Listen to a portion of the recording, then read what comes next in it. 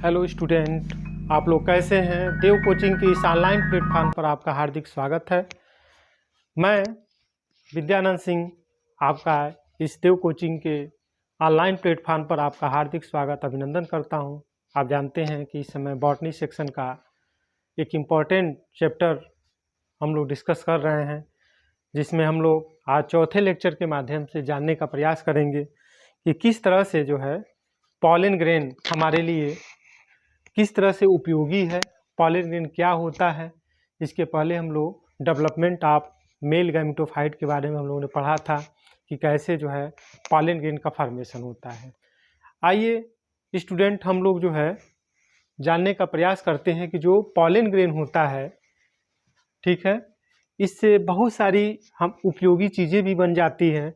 आप जानते हैं कि मैंने आपको बताया था कि जो पॉलन ग्रेन होता है, आप देखेंगे तो एक विशेष प्रकार का ऐसे लेयर था, एक इस तरह का स्ट्रक्चर हम लोग बनाए हुए थे, ठीक है।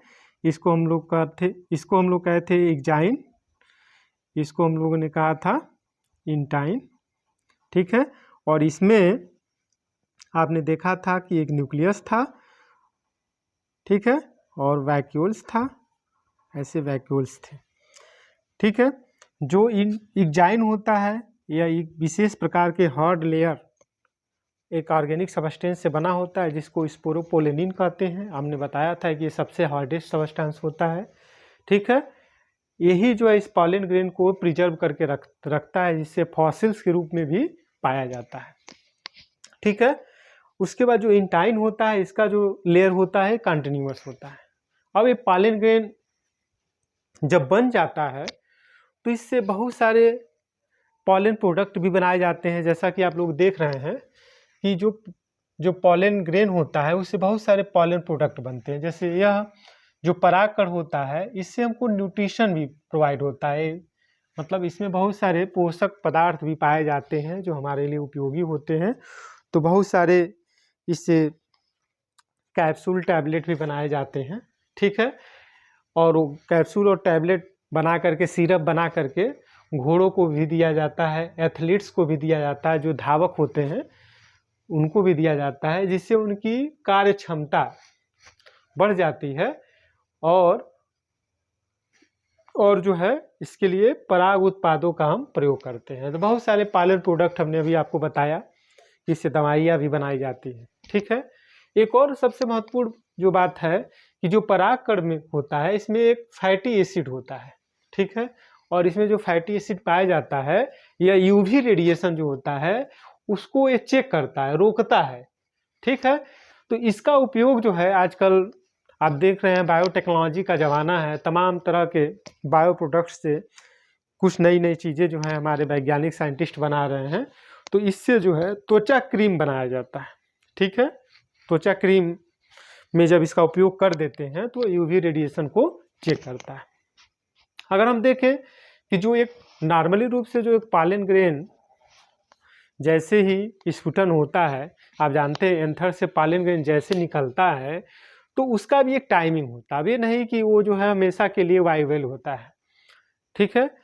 तो अगर हम बात करें इसकी वाइबिलिटी की, तो वाइबिलिटी आप पॉलन ग्रेन देखें तो आप देख सकते हैं कि मिनिमम जो पॉलन ग्रेन होते हैं, बहुत सारे पौधे स्पीसीज ऐसे होते हैं जिसमें पॉलन ग्रेन 30 मिनट से लेकर के कई महीने तक वाइबल होते हैं। वाइबल का मतलब वो जो है रिप्रोडक्शन की प्रक्रिया में इन्वॉल्व हो सकते हैं, मतलब सक्रिय रहते हैं। अगर देखें तो जो अनाज हैं, जितने सीरियल्स होते हैं, ठीक है, अनाजों में अगर हम देखें जो अनाज होते हैं, सीरियल्स होते हैं, तो उसमें आप देखेंगे तो 30 मिनट तक, जैसे हमारे धान हो गए, गेहूँ हो गया, मक्का हो गया, बाजरा हो गया, ये सब सीरियल्स होते हैं, इसमें 30 मिनट्स तक वाइबिलिटी होती है, ठीक है। अगर वहीं हम बात करें मालवेसी फैमिली, जो गुड़हल वाली फैमिली है, रोजेसी जो गुलाब वाली फैमिली है, तो मालवेसी और रोजेसी फैमिली में देखा जाता है तो इसमें वाइबिलिटी लगभग जो है 2-3 महीने तक, कई महीने तक होती है, ठीक। वहीं एक महत्वपूर्ण तथ्य है जिसको आप लोग याद रखिएगा, खजूर। आप जानते हैं कि जो डेट होता है, खजूर होता है, खजूर फियोनिक्स डेक्टाइलिफेरा, ठीक है। खजूर फियोनिक्स डैक्टेलीफेरा जो होता है ये लगभग 2000 साल बाद जो है इसके पॉलन ग्रेन मिला फॉसिल्स के रूप में, उसके अंदर भी देखा गया तो उसमें वाइबिलिटी पाई गई। तो हम कह सकते हैं कि जो पॉलन ग्रेन होता है इसकी वाइबिलिटी मिनिमम 30 मिनट से लेकर के कई महीने कई वर्षों तक भी हो सकता है। ठीक है स्टूडेंट, एक और बहुत ही महत्वपूर्ण तथ्य मैं आपको बताना चाहता हूं कि जो पॉलन ग्रेन होता है उस पॉलन ग्रेन में एक स्पेशल स्ट्रक्चर पाया जाता है जिसको हम पॉलन किट कहते हैं। अब आप सोचते होंगे कि पॉलन किट क्या होता है, तो आप जानते हैं हमने आपको बताया था कि जैसे जब माइक्रोस्पोरोजेनेसिस की प्रक्रिया हम लोगों ने पढ़ा था तो उसमें हमने 4 लेयर की बात किया था। सबसे जो बाहर का लेयर था वह एपिडर्मिस था, उसके अंदर का जो लेयर था सेकेंड लेयर था एंडोडर्मिस, उसके बाद जो सेकेंड लेयर था वो एंडोथेसियम था, जो थर्ड लेयर था वो पेरिसाइकिल था, और जो चौथा लेयर था वह जो है जो थर्ड लेयर था वो मिडिल लेयर था, और जो चौथा लेयर था फोर्थ लेयर था वो जो है टैपेटम था। तो आप जानते हैं कि जो टैपेटम होता है वो माइक्रोस्पोर जो मदर सेल होते हैं उनको न्यूट्रिशन प्रोवाइड करता है। तो टैपेटम का एक तो काम ये हो गया, एक और महत्वपूर्ण काम ये होता है कि जब परागकण का जर्मिनेशन हो जाता है, निर्माण हो जाता है, तो यही टैपेटम जो है रासायनिक पदार्थ को सिक्रीट करता है, एक चिपचिपा रासायनिक पदार्थ को सिक्रीट करता है, जो रासायनिक पदार्थ जो है कीटों में चिपकने में मदद करता है। ठीक है, वो जिससे पॉलन ग्रेन कीटों की बॉडी में जो है इसी पॉलन किट के द्वारा जो है चिपक जाता है। ठीक है, जिससे कीट परागण, आप जानते हैं कि कीटों द्वारा भी परागण होता है जिससे आसानी से हो जाता है। एक और मैं बहुत महत्वपूर्ण बात बताना चाहता हूँ, अभी बसंत ऋतु समाप्त हुआ, आप लोग देखे होंगे, तो आप जानते हैं कि सबसे ज़्यादा फ्लावरिंग का सीजन होता है। अब जब जाहिर सी बात है कि जब फ्लावर ज़्यादा से ज़्यादा फ्लावरिंग का सीजन होगा तो उस समय मैक्सिमम जो फ्लावर्स होते हैं वो फ्लावरिंग स्टेज में होते हैं, और उसी समय जो है पॉलिनेशन की भी प्रक्रिया चल रही होती है। तो जब पॉलिनेशन की प्रक्रिया चलती है तो बहुत सारे पॉलन ग्रेन्स जो होते हैं बाई एयर्स बाई इंसेक्ट इस वातावरण में घूमते रहते हैं। ठीक, बहुत सारे लोगों को देखिए इससे एलर्जी भी होती है।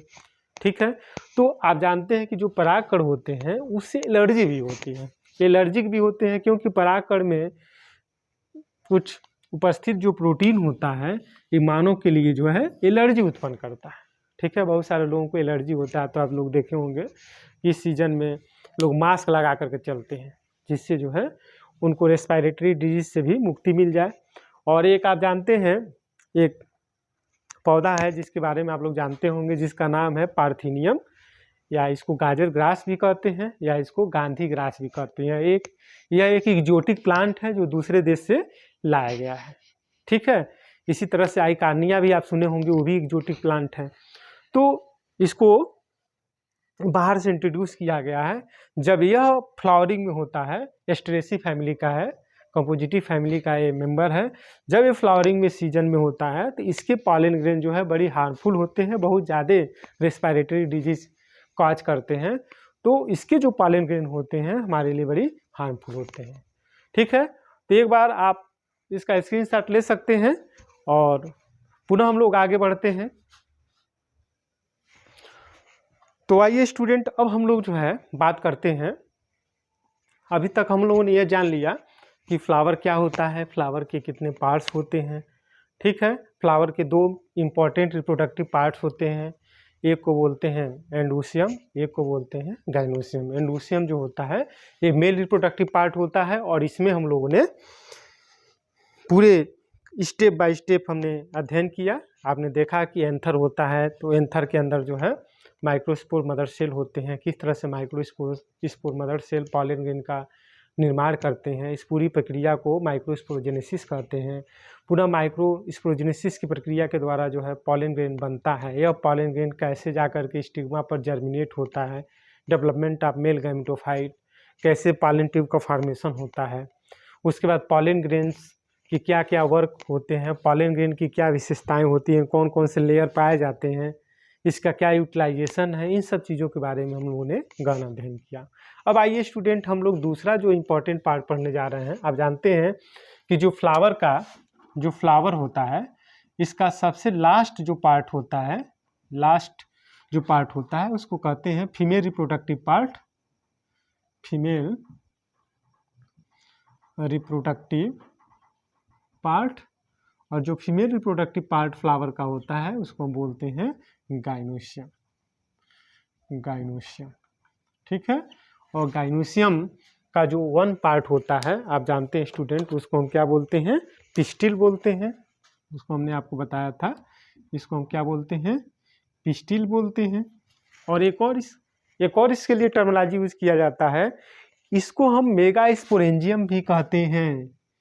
इसको हम मेगा स्पोरेंजियम भी कहते हैं। इसी मेगा स्पोरेंजियम को हम ओब्यूल भी कहते हैं। ठीक है। और यही मेगा स्पोरेंजियम आगे जो है डेवलप हो करके एक विशेष संरचना बनाएगा जिसको हम क्या कहेंगे, एम्ब्रियो सैक कहेंगे। तो स्टूडेंट आप लोग सोच रहे होंगे कि इसके क्या क्या नाम है, क्यों इसके नाम बदलते जा रहे हैं। तो स्टेप बाय स्टेप जब इसका डेवलपमेंट आप पढ़ेंगे तो आपको सारी बातें क्लियर होती जाएंगी। ठीक है।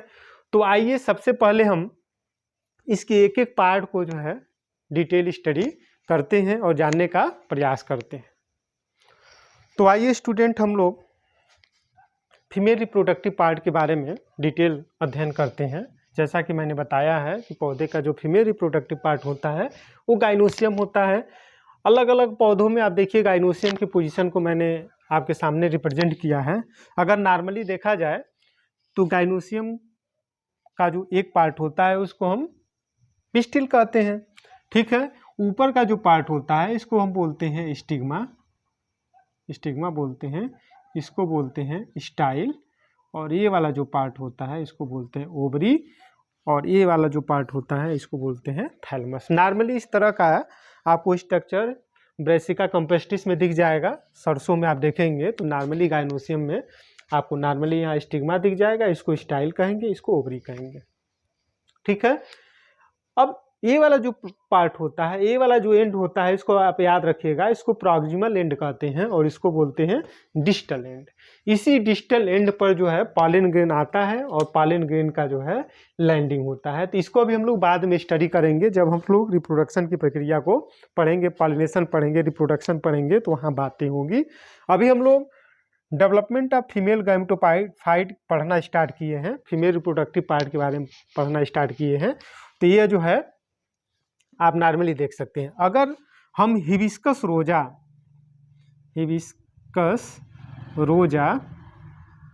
साइनेंसिस की बात करें, साइनेंसिस जिसको आप लोग जानते हैं चाइना रोज का नाम सुने होंगे, जिसको नॉर्मल भाषा में हम गुड़हल कहते हैं। अगर गुड़हल का आप देखेंगे तो गुड़हल में कुछ स्ट्रक्चर आपको अलग दिखेगी।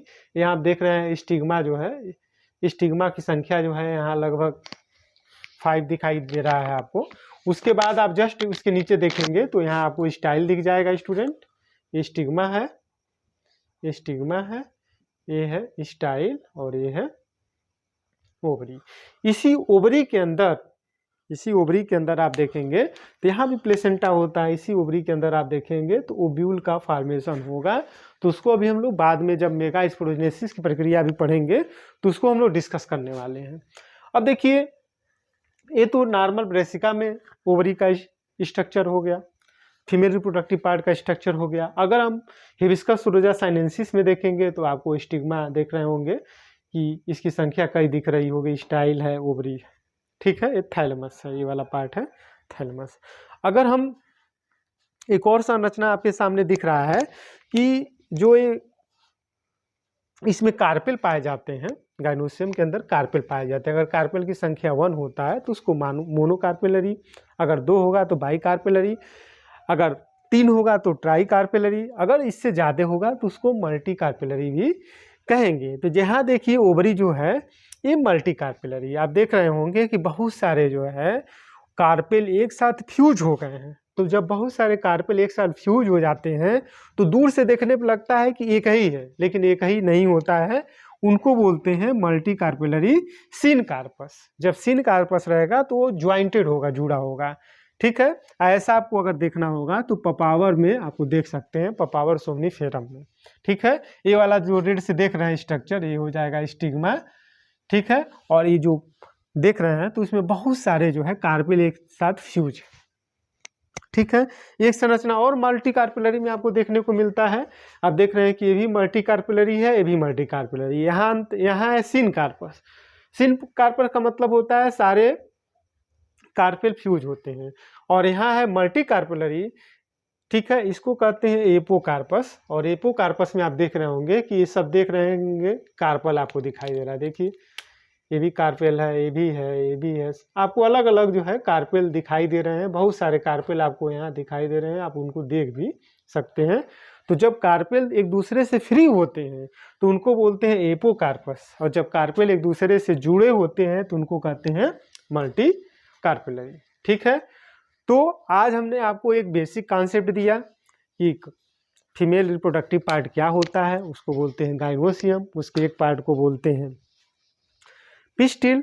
मेगास्पोरेंजियम क्या होता है, पुनः यही मेगास्पोरेंजियम को कब हम ओव्यूल कहेंगे, कब जो है पॉलन, कब जो है एम्ब्रियो सैक का फॉर्मेशन होगा जिसको भ्रूणकोष कहते हैं हिंदी में। तो इन सब चीज़ों के बारे में हम लोग अब एक मेजर टॉपिक के माध्यम से अब लोग सीखेंगे कल के लेक्चर में, जिसका नाम है मेगास्पोरोजेनेसिस। तो स्टूडेंट, आप लोगों को वीडियो कैसा लग रहा है? अगर वीडियो आप लोगों को अच्छा लग रहा है तो अपने जो भी दोस्त हैं उनके पास अधिक से अधिक शेयर करें, लाइक करें और हमारे इस चैनल को सब्सक्राइब करें। और भी बहुत सारे इन्फॉर्मेटिव नॉलेज आपको यहाँ पर मिलता रहेगा। ठीक है, तो बहुत बहुत धन्यवाद। जय हिंद।